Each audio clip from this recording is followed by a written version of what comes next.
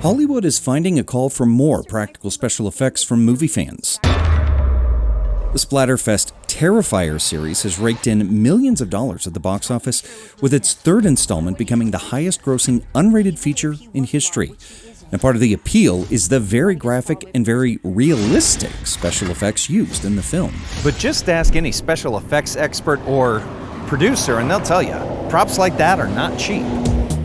It's really cool to be able to produce, duplicates and multiples of certain things and have them all be exactly, identical and a lot more cost effective. Zaq Pacheco, production manager and 3D design engineer for Roadrunner 3D, found himself in a unique position recently, working within the film industry. And this particular film was directed by a gentleman named Kai Madison. He came through with a request and they needed a 3D printed head because their main actor was actually decapitated. And so he needed to get his head molded and spent hours in the chair, getting the plaster molding done, and ended up having a failure. Pacheco, who is no stranger to the movie business himself, saw a way for his 3D firm to help get a fast and inexpensive solution to producers, using multi-jet fusion, the industrial term for 3D printing. So we invited him to come through and we had him set up with our 3D scanning system. We got a really good high quality 3D scan of his head, and then I was able to take that mesh and apply it to some forms and create like the neck, and then they also had a request to have some blood and stuff, so we ended up modeling all of that into a final part that we were able to print overnight. This proved to be just one of several applications the New Mexico startup found that it could do well for Hollywood, with prop making things like weapons and other masks following quickly. It was a really cool process that just kind of came out of nowhere, but it also opened up our eyes to all the different potentials with the film industry. Founded in late 2019, Roadrunner 3D is a subsidiary of Westwind, a technology company based here in Albuquerque.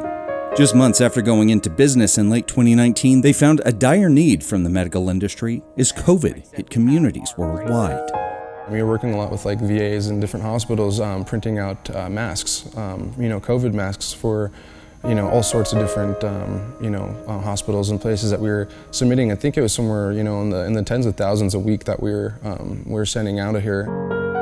As the pandemic subsided, their client list began to grow, including everything from independent artists and model makers all the way up to the Air Force and Los Alamos National Labs. Recently, we've been starting opening our doors to just anybody in the city that's wanting to further a project or design, or they have some idea that they want to make into reality. As Pacheco says, using 3D printing can save time, money, and has a potentially greener footprint for more legacy forms of production. And this is all recycled powder that we've collected. Because modeling is all done on the computer, molds can be tweaked and retweaked, making prototyping better for startup companies.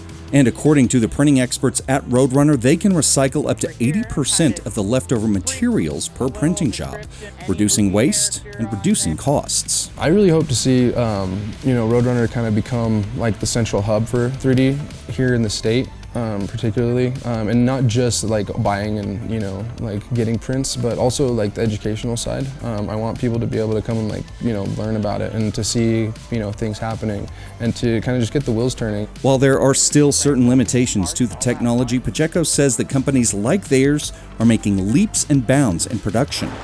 Icon, an Austin-based company, has been printing 3D houses, and Roadrunner themselves hope to implement metal 3D printing in the near future. There's so many different areas that it can be utilized, and a lot of it, especially when you're getting into like the multi-jet fusion and the forms that you're able to create, are really just limited by your imagination.